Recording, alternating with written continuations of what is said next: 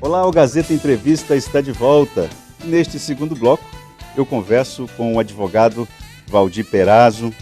Vamos conversar aqui sobre economia, mas de uma outra forma. Você, telespectador, vai perceber isso.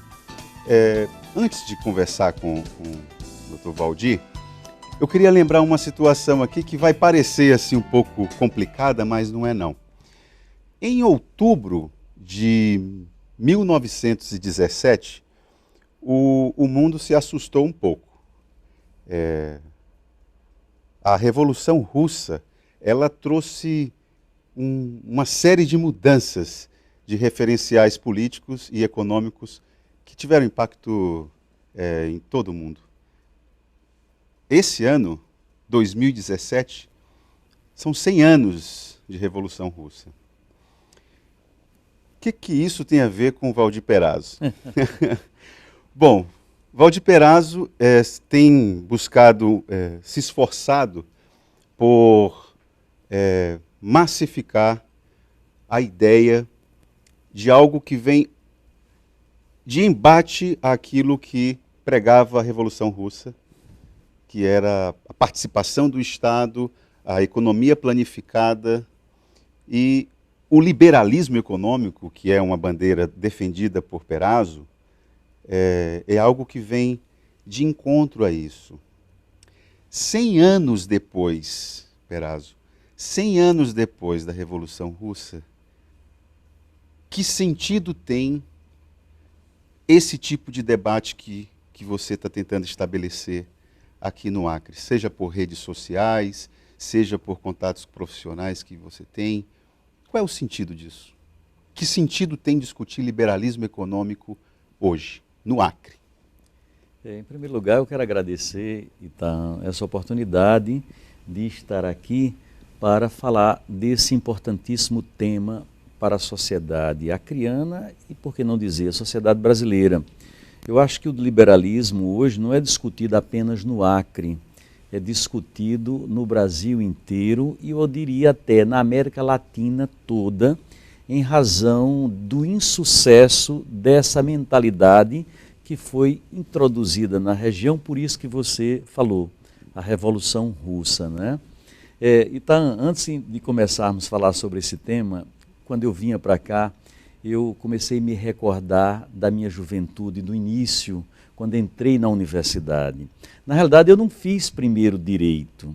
Meu curso primeiro foi economia, ciências econômicas. Eu fui aprovado no vestibular de economia na Universidade Federal de Pernambuco. E o que acontecia na minha geração, na minha época de estudante de economia? Só se falava em socialismo, só se falava em comunismo, não é? Então, era uma mentalidade praticamente hegemônica, não havia outro discurso. Para você ter uma ideia, hoje você está me provocando para uma discussão sobre liberalismo. Eu só vim tomar conhecimento dos autores liberais, economistas liberais, já agora nessa quadra da vida. Porque no meu tempo de estudante de ciências econômicas só se falava de autores socialistas, comunistas, do mínimo intervencionista como era John Maynard Keynes, né? Mas Perazzo, o que o liberalismo, que é uma bandeira que nós vamos voltar aí para o século XVIII, sim, não é? Quando falamos em liberalismo, nós falamos essencialmente que o grande papa dessa escola é o Adam Smith. Sim. Então, o que isso tem a ver, que impacto essas ideias têm hoje? A escola de Chicago, que é eu tenho certeza que é das leituras que Friedman, né? O Milton Friedman, por exemplo. Com a liberdade de escolher. Não sei por que você evita o termo neoliberal, porque seria... É porque o neoliberalismo tem um sentido pejorativo. Tem um sentido pejorativo. Mas não é verdadeiro? Olha, eu prefiro ser chamado de liberal. Eu prefiro ser chamado de liberal. Quando as pessoas usam o termo neoliberal, fulano é neoliberal, em regra estão se dizendo, olha, eu sou de esquerda e de quem eu estou falando é uma pessoa neoliberal, isto é, uma doutrina que não é boa, né? E se julgando, digamos assim, tendo uma virtude, se julgando superior. Isso é um equívoco, porque perceber a política de maneira maniqueísta. Exatamente. Eu sou socialista, represento eu sou bem. Socialista, logo eu tenho o monopólio da virtude. Da virtude, da razão, e você da é razão. neoliberal, você é do mal. Você é neoliberal, portanto, você é do mal. Não, isso... Aí quando a discussão chega nesse nível, não há discussão. Né? É verdade. Agora, para entrar direto naquilo que mais interessa, a intervenção ou não do Estado na economia, presença maior ou menor do Estado na economia. Vamos pegar um exemplo bem prático. O Estado do Acre, por exemplo. Ora, Perazzo, discutir liberalismo no Acre tem algum sentido quando o Estado já é ausente demais da vida de muitas pessoas? Na realidade, eu não diria que o Estado do Acre é ausente, né? Você acha que ele é o quê? Incompetente mesmo? Não diria. Bom, competente, eu acho que não. Mas eu acho que presente, sim. Você não concebe nenhuma atividade econômica no Estado do Acre que não haja ali a mão invisível do Estado, né? Para usar uma expressão do Smith. Para usar uma expressão do Smith. Mas se você me permite, Itan, eu gostaria de falar um pouco, que você até provocou, mas eu terminei deixando passar. Essa é a grande diferença você começou falando da Revolução Russa e do liberalismo. Como é que essas duas mentalidades, digamos assim, foram forjadas ao longo do tempo? O comunismo-socialismo, na realidade, é uma ideologia, né? E uma ideologia que tem sua Bíblia, que é o Capital, né? Diferentemente do liberalismo. O liberalismo não foi construído dessa forma, num gabinete, por alguém pensando. Na realidade, é fruto do esforço intelectual de 300 anos, né? 300 anos. Então você veja, por exemplo, aliás, eu tenho um livro que eu até recomendo, tá? Você é uma das pessoas que eu respeito muito pelo seu gosto, pela leitura, especialmente Obrigado. desse tema. Há um brasileiro, que inclusive esse brasileiro é um homem muito notável, que foi até assessor de Collor nos anos 90, né? José Guilherme Merchior. José Guilherme Merchior tem um livro, aliás, o seu testamento intelectual, que é um livro sobre liberalismo, onde ele fala de 300 anos de liberalismo. Portanto, não é algo que foi construído, né, pensado isoladamente e solitariamente por um pensador como foi o marxismo, por Marx. Mas, Perazzo, olha, o marxismo, não que eu queira aqui fazer uma defesa, mas eu não posso dizer que o marxismo se limita aos dogmas, aos tratados, às ideias que estão presentes no Capital. Há uma vivência e um acúmulo por parte da classe trabalhadora e proletária que também vão ajudando a moldar aquilo que a história passou a chamar de socialismo, socialismo real, enfim. Então, assim, já que o liberalismo é o acúmulo de uma série de experiências no campo comercial, intelectual, comercial, exatamente. Perfeito? O socialismo também. Mas não comercial, diria. Aí eu digo na relação claro trabalho-capital.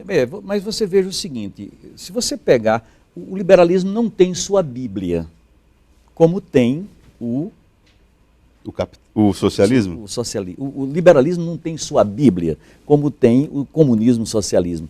Tudo parte do capital, não é verdade? Se você pegar todos os intelectuais posteriores a Marx, né, todos se beberam ali naquela fonte, né? Todos beberam naquela fonte. Isso é um fato que é uma influência muito forte. É uma influência muito forte, diferentemente do liberalismo, né? É uma produção intelectual, por exemplo. Mas a riqueza das nações é uma Bíblia também, não é não?